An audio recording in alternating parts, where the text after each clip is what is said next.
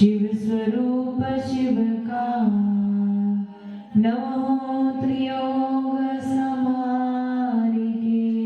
जो पंच परमेश्वर भगवान की, देवादि देवादिनाथ भगवान की, अंतिम शासनपति महावीर स्वामी भगवान की, परम पूज्य गुरुदेव श्री आदि शंकर महावीर की, विमल सागर सन्मति सागर जी महाराज की, परम पूज्य गुरुदेव श्री सुंदर सागर जी महाराज की, द्वादशाम दिन वाणी माता की।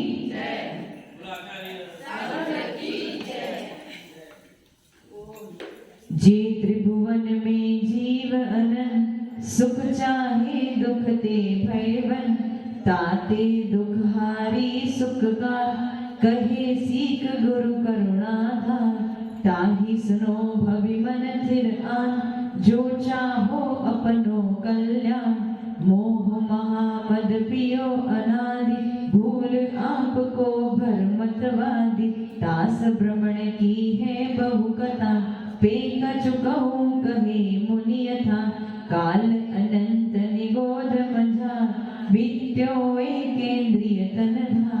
ये तीसरा छंद अपना कल हो गया था। आज चतुर्थ छंद।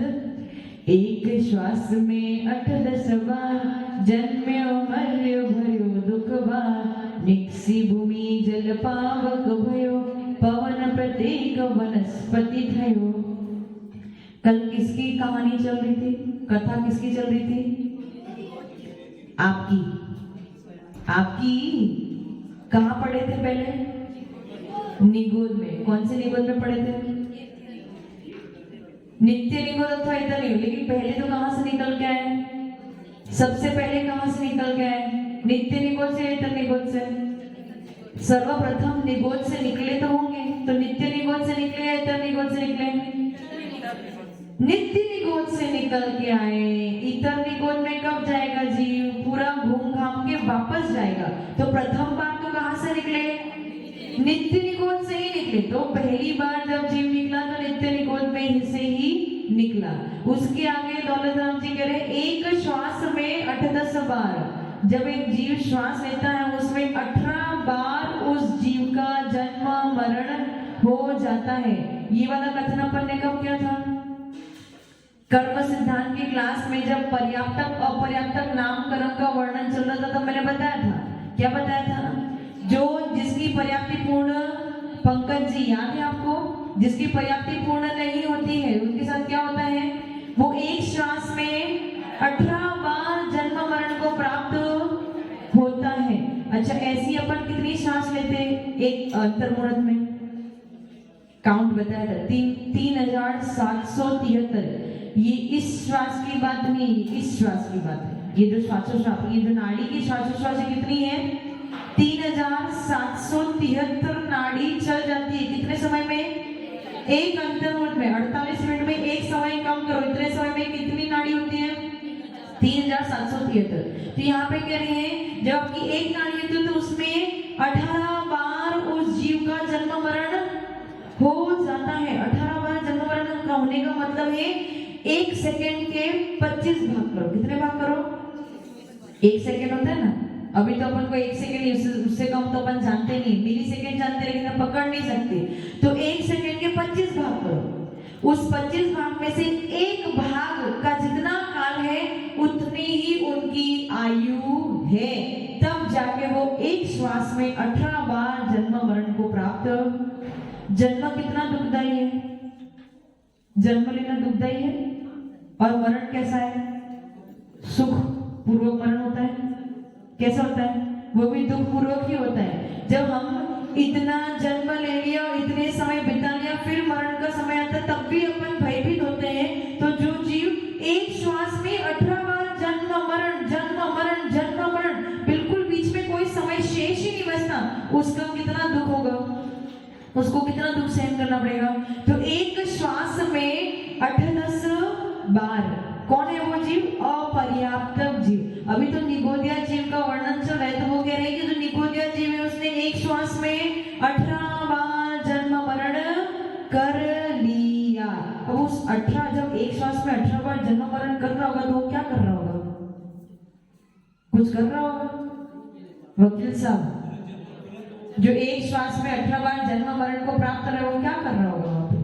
पुण्य कर रहा होगा।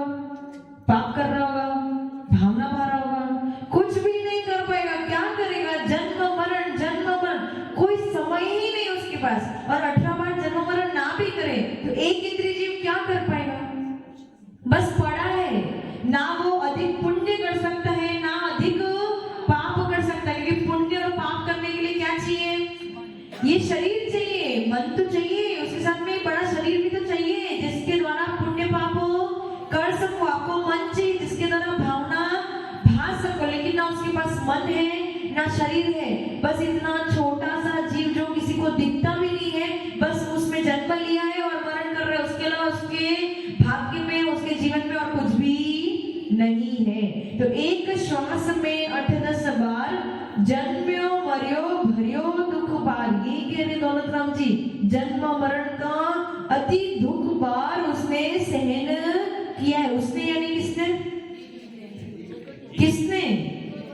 कौन से जीव ने? आपकी बात चल रही। आप जब निगोद भाव में थे, जब अपर्याप्त थे, तो आपने भी इसी प्रकार से एक श्वास में 18 बार जन्म मरण प्राप्त करके बहुत दुख को सहन किया है। किसकी कहानी है? कथा किसकी है? आपकी स्वयं की, लेकिन याद कुछ भी नहीं। याद कल ही कुछ चर्चा चल रही थी, कुछ माता बहनें कह रही थी कि जब स्त्री किसी पुत्र अथवा पुत्री को, संतान को जन्म देती है तो उसे बहुत पीड़ा होती है, बहुत अधिक पीड़ा होती है। इतनी पीड़ा होती है लगता है हड्डियां सारी एक साथ टूट रही हो, सब में क्रैक आ रहा, इतना दर्द। जब अपनी एक हड्डी क्रैक होती है तो कितना दर्द होता है, अब जब सारी हड्डी एक साथ जुड़ी तो कितना दर्द होगा। इतना दर्द उस माता को होता है जब संतान बाहर निकलती है, तब उसको इतना दर्द होता है। तब वो माता क्या सोच रही थी कि अब दूसरी संतान तो, परंतु फिर भी वो उसी भाव में उस दुख को भूल के भी दूसरी संतान उत्पन्न करती है। जब इसी भाव का भूल जाते हो दुख, तो जो अनेकों भाव में, जो अनादि काल से, जो अनंत काल पूर्व आप जब निगोद में पड़े थे, वो आपको कहां से याद होगा? परंतु कथा तो आपकी है, बस तकलीफ है कि हमें कुछ भी याद नहीं है। तो एक श्वास में 8-10 बार जन्म्यो मर्यो भर्यो दुख बार, निक्सी भूमि जल पावक भयो। निक्सी यानी निकल के, कहां से निकले? कौन निकले? आप स्वयं निकल के आए। वापस जाओगे निगोद में? नहीं जाओगे, पक्का कॉन्फिडेंस। और चले गए तो कल ही बताया था ना, 2000 सागर का काल है आपके पास, रस पर है। अगर नहीं उसमें अपना कल्याण किया तो वापस लौट के निगोद में हो सकता है आपका अंतिम हो। यशवंता जी, तो निक्सी भूमि जल पावक भयो, निक्सी यानी उस निगोद पर्याय से निकल के निक्सी भूमि, भूमि यानी पृथ्वी, भूमि जल यानी पानी, पावक भयो, पावक यानी अग्नि। निक्सी भूमि जल पावक भयो, पवन यानी वायु, पवन प्रत्येक वनस्पति भयो, पवन प्रत्येक वनस्पति भयो। तो प्रत्येक वनस्पति यानी सप्रतिष्ठित, अप्रतिष्ठित है, लेकिन कौन सी? निगोदय जीवी वनस्पति है, वो साधारण वनस्पति है। और अब प्रत्येक वनस्पति की बात करते, कौन सी प्रत्येक वनस्पति? ये पेड़ पौधे जो है वो सब प्रत्येक वनस्पति है। जो काई वगैरह है वो भी प्रत्येक वनस्पति के अंतर्गत ही आती है। समझे? तो वो कह रहे हैं कि निगोद से तो आप निकल गए, मतलब बहुत ही ऐसा नहीं कि निगोद से लोग निकलते ही रहते। कोई ऐसा सौभाग्यशाली जीव होता है, किसी की काल लब्धि आती है तब जाके वो निकल। यहाँ तो आपको अवसर दिया जा रहा है कि आपके हाथ में कहाँ जाना है, स्वर्ग में जाना है या नरक में जाना है? विमल जी, कहाँ जाना है?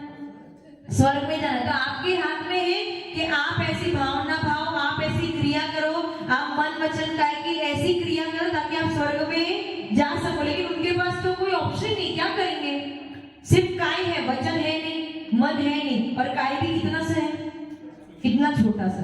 तो उस दिन मैंने बताया ना पॉपकॉर्न का क्या एग्जांपल बताया ना, कुकर में आपने पॉपकॉर्न डाल दिया तो वो कढ़ाई में पॉपकॉर्न डाल दिए, अब उसमें से कोई एक पॉपकॉर्न है जो फूट के बाहर आ जाता है। उसी प्रकार से अनंत जीव निगोद में पड़े हैं। कौन से अनंत जीव? मैंने बताया था उस दिन, एक एक क्षेत्र पर अनंत जीव है। ऐसे अनंत अनंत जीव निगोद पर्याय में पड़े हैं। अब उस अनंत में से अपना नंबर लग जाए, कितना दुर्लभ, कितना कितना कितना दुर्लभ है। सीए की एग्जाम देने वाले कितने होते हैं? पास कितने होते हैं? कुछ, मतलब लाखों में से 100, 200, 500 या 1000 मान लो, तो भी आप अपने आप को बहुत सौभाग्यशाली मानते हो।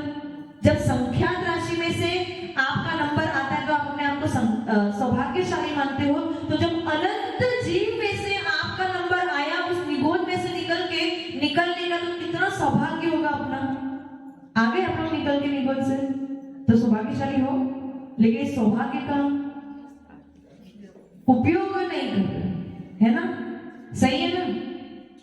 राजू जी, बहुत दिन बाद रीट की एग्जाम देने वाले कितने होते हैं? कितने कितने समय तक कोशिश करते रहते, हर साल एग्जाम देंगे, हर साल, कितने सालों तक एग्जाम है, तब जाके कभी कदाचित एक नंबर कहीं लग जाता है। उसी प्रकार से अनंत अनंत जीव इंतजार में बैठे हैं कब हमारा समय आएगा कि पॉपकॉर्न की तरफ उठ के बाहर आ जाएंगे, परंतु उसमें नंबर सबका कुछ एक दुर्लभ बिरले प्राणियों का ही नंबर लगता है, जिसमें से हम भी कुछ है। तो निगोद से निकल के क्या बन गए? पृथ्वी बने, जल बने, वायु बने, अग्नि बने और प्रत्येक वनस्पति बन गए। मतलब उस निगोद से निकल के ये पृथ्वी, जल, अग्नि, वायु, वनस्पति बनना भी बहुत बहुत बहुत दुर्लभ है। ये निगोद से निकलना इतना आसान, कंपटीशन 100 के बीच में हो तो आसान है, 1000 के बीच में हो तो आसान है, लाखों के बीच में हो तो भी आसान है। लेकिन जहां पे अनंत राशि है और अनंत राशि में कंपटीशन लग रही है कि कौन बाहर निकलेगा, कौन होगा वो जीव जो बाहर निकलेगा, उसका क्या हालत होगी? मुश्किल है ना? और उसमें भी हम तो फूट के बाहर आ गए, फिर भी क्या कर रहे हैं? धनपाल जी, कुछ समझ में आ रहा है? बाकी छड़ाला कुछ है नहीं, सिर्फ शब्द का शब्दार्थ करना है तो बहुत आसान है, लेकिन उस शब्द के शब्दार्थ के पीछे क्या रहस्य पड़ा है, क्या रहस्य छिपा है, क्या सारभूत वस्तु समझने योग्य है, वो तो समझनी बहुत बहुत जरूरी है। दौलत राम जी ने ऐसे ही नहीं लिख दिया है, निक्सी भूमि जल पावक भयो हमारे प्रत्येक वनस्पति थे, वो समझाना चाह रहे हैं कि निगोद से निकलना इतना आसान, और निकल भी गए तो क्या बन गए? वापस वही पृथ्वी, जल, अग्नि, वायु, वनस्पति। समझ में आए हैं? अभी भी कहां पे हो? एक इंद्र में ही हो। कथा किसकी चल रही है? आपके स्वयं की। किसी को कोई प्रश्न पूछना है? हाँ,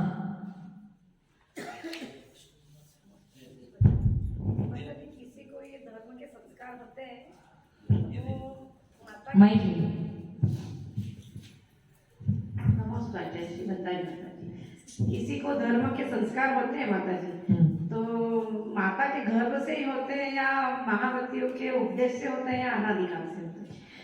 धर्म के संस्कार के कारण बहुत हो सकते हैं। पूर्व भव के जन्म के संस्कार भी आपके हो सकते हैं। अगर पूर्व भव के संस्कार नहीं है तो आप माता के गर्भ में आने के बाद हो सकता है माता ने इतना धर्म किया हो और उन्होंने ऐसी भावना पाई हो कि वो संस्कार उस गर्भ में पड़े हुए बच्चों में पढ़ सकता है। और यदि वहां पे भी नहीं पढ़ा तो हो सकता है बच्चे का इतना सौभाग्य हो कि वो धर्म उपदेश सुन के, गुरुओं का आशीर्वाद प्राप्त करके, उनकी भावनाओं को सुन के हो सकता है कि उसके धर्म संस्कार उत्पन्न हो जाए। तो बहुत सारे कारण हो सकते हैं, जरूरी नहीं कि ये गर्भ में ही हो अथवा उपदेश सुन के ही हो, पूर्व भाव में। परंतु जब भी धर्म आप ग्रहण करोगे, सर्वप्रथम एक बात तो आपको गुरु का उपदेश अनिवार्य है ही है। जब भी सम्यक दर्शन की प्राप्ति होगी, मोक्ष मार्ग की पहली सीढ़ी क्या है?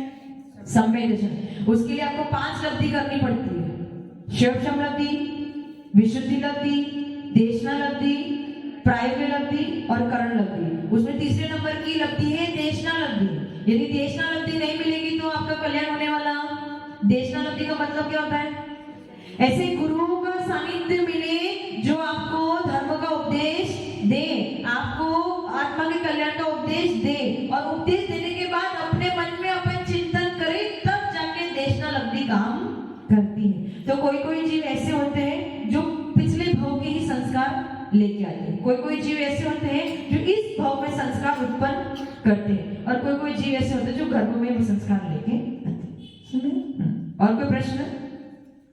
हाँ,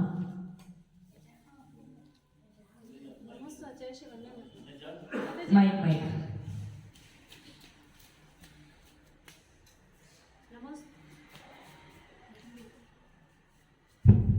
नमस्ते आचार्य श्री वंदे माता जी। माता जी, अपन जैसे अभी आयु बंद करते हैं, तो यदि निगोद का हो तो हमें 63 गति का आयु बंद होता है। हाँ। तो उसके साथ में अपना मतलब एज भी डिसाइड हो जाता है कितने साल रहेंगे। हाँ।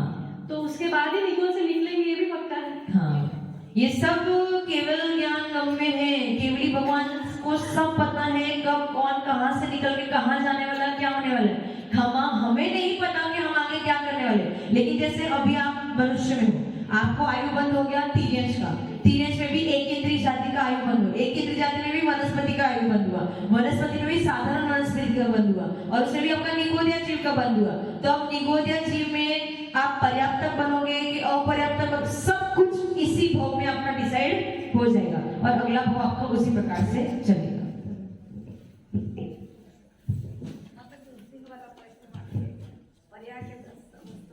पुद्गल के शब्द बंध सूक्ष्म स्वर, ये सब पर्याय है पुद्गल की। शब्द क्या है? ये भी पुद्गल है। शब्द बंध, बंध यानी जो बंध संबंध हो रहा है वो भी पुद्गल है। शब्द बंध सूक्ष्म, अब बोलना हो, शब्द बंध सूक्ष्म स्थौल्य छाया तपस। तो उसमें छाया क्या है? छाया यानी शरीर की जो छाया पड़ती है, एक बार आप वो निकाल दो, सूत्र मुझे याद नहीं है। छाया यानी शरीर की जो छाया पड़ती है वो भी पुद्गल है। वो मैं पुद्गल को 6 मिनट बताया था ना, बादर बादर, बादर बादर सूक्ष्म, सूक्ष्म बादर, सूक्ष्म सूक्ष्म और सूक्ष्म। तो इन सब में ये भेद आते हैं। जैसे छाया है वो पकड़ में आती नहीं लेकिन दिखती है। कुछ ऐसी चीज होती है जो दिखती नहीं है परंतु पकड़ में आती है। जैसे वायु है, वो क्या है पुद्गल ही, लेकिन वो दिखती नहीं है लेकिन अपन के स्पर्श होती है।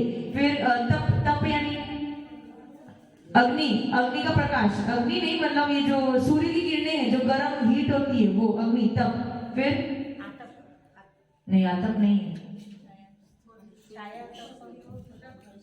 परंतु उसमें यह भी कहने का तात्पर्य ये है कि जितनी भी 10 पर्याय है पुद्गल की, ये सब कुछ पुद्गल ही है। शब्द जो हम सुन रहे हैं ये दिखते हैं कि हमें शब्द, लेकिन पकड़ में, कान की तरह पकड़ में, तो जो जो आपको पकड़ में आ रहा है या दिख रहा है या दिख नहीं भी रहा है या पकड़ में नहीं भी आ रहा है, जैसे निगोदिया जी पकड़ में नहीं आते, दिख रहे हैं क्या जो सूक्ष्म जीव, लेकिन फिर भी वो उनका शरीर जो है वो क्या है पुद्गल है। तो पुद्गल की पर्यायों के बारे में इसमें वर्णन है। छाया भी पुद्गल ही है, पुद्गल की पर्याय है। अंधकार भी पुद्गल ही है, प्रकाश भी पुद्गल ही है, ये सब पुद्गल की पर्याय है।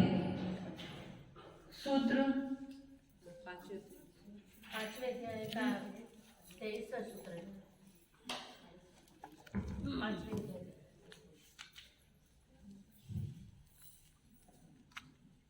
शब्द बंध सूक्ष्म स्थौल्य संस्थान भेद तमस छाया तपोद्योत मंतश्च। शब्द, शब्द यानी शब्द, बंध यानी बंधन, सूक्ष्म यानी सूक्ष्म, स्थौल्य यानी स्थूल, संस्थान, संस्थान यानी आकार, भेद यानी भेद, भेद करना, अलग करना, तम, तम यानी अंधकार, छाया यानी छाया, और आतप, आतप, उद्योत, ये सब जो है वो क्या है पुद्गल के पर्याय। मतलब यहाँ पे ये कहना चाहिए जो भी आपको दिख रहा है ना सब कुछ पुद्गल ही है, दिख नहीं भी रहा है तो भी पुद्गल ही है। ये जो जल है, जल क्या है, उसके अंदर जल का एक जीव रहती है लेकिन जो जल का शरीर है वो क्या है पुद्गल है। जो अग्नि आप जलाते हो, दीप प्रज्वलित करते हो, तो उसमें जो अग्नि की जो बाती होती है ना, बाती के ऊपर जो अग्नि प्रज्वलित होती है वो अग्नि क्या है, उसके अंदर अग्नि का एक जीव रहते हैं लेकिन है वो क्या, शरीर क्या है पुद्गल ही है। वैसे ही हवा क्या है वो भी पुद्गल है, शब्द भी पुद्गल है, छाया भी पुद्गल है, अंधकार भी पुद्गल है, प्रकाश भी पुद्गल है। तो ये सब पुद्गल की और कोई प्रश्न? हो गया? बस, किसी को कोई प्रश्न नहीं है? सभी पुद्गलों में जीव ही रहता है, ठीक से। सब पुद्गल में जीव कैसे रहेंगे? ये पिलर क्या है? इसमें कोई जीव है अभी? लेकिन कुछ एक पुद्गल, जैसे अभी कुएं में जो जल है उसमें जीव, उस कुएं को जल को कुएं से बाहर निकाल दो, जल का एक जीव तो मर जाएंगे, तरस का एक जीव को अपन छान लेंगे, फिर जो छना हुआ पानी वो कैसा है? जीव रहित है। ऐसा जैसे हम हैं, हमारा शरीर अभी जीव सहित है, मतलब हमारा जीव तो है ही, उसके साथ में इस शरीर में और बहुत सारे जीव भी रहते हैं, परंतु जब हमारा मरण हो जाएगा तो शरीर तो यहाँ पे रह जाएगा, हमारा जीव तो चला जाएगा, लेकिन इसके अंतर में बहुत सारे निगोदिया जीव, त्रस जीव उत्पन्न हो जाएंगे। तो सब में ही जीव ऐसा जरूरी नहीं। ये कपड़ा है, वनस्पति से बना हुआ है। कपड़ा कहाँ से बना? वनस्पति से तो बना हुआ है, लेकिन अब इसमें कोई भी जीव, हाँ त्रस का एक जीव की आके रह रहे वो अलग बात है, लेकिन अब उसमें कोई वनस्पति का एक जीव, जो आपने आम तोड़ दिया या फूल तोड़ दिए, वो सब क्या जीव रहित हो गए। त्रस का एक जीव होना अलग बात है, लेकिन उसमें कोई वनस्पति का एक जीव, तो सारे ही पुद्गल में जीव हो ऐसा जरूरी है? अगर सारे ही पुद्गल में जीव होगा तो हम ग्रहण क्या करेंगे? समझ में आया? ठीक है, और कोई प्रश्न? ये समझ में आ गया? एक श्वास में 8-10 बार, एक श्वास में 18 बार, जन्म्यो मर्यो भर्यो दुख बार, जन्म मरण का बहुत सारा दुख भार हमने सहन किया है। निकसी भूमि जल पावक भयो, वहां से निकल के क्या बने? भूमि, जल और अग्नि, पवन प्रत्येक वनस्पति देव, वायु और प्रत्येक वनस्पति बन गए। इस प्रकार से आप दुर्लभता से उस कहां से निकले? कहां से? निगोदिया जीव से निकल के फिर भी एक इंद्रिय में ही पड़े रह गए। कितना क्लियर है? और कोई प्रश्न तो नहीं है? ठीक है, आपका छंद चौथा पूरा हो गया। एक बार सरस्वती माता के चरणों में वंदन करेंगे, नमन करेंगे। ओम ह्रीं वाग्वादिनी द्वादशांगिनी हंसिकामिनी वीणवादिनी शुद्ध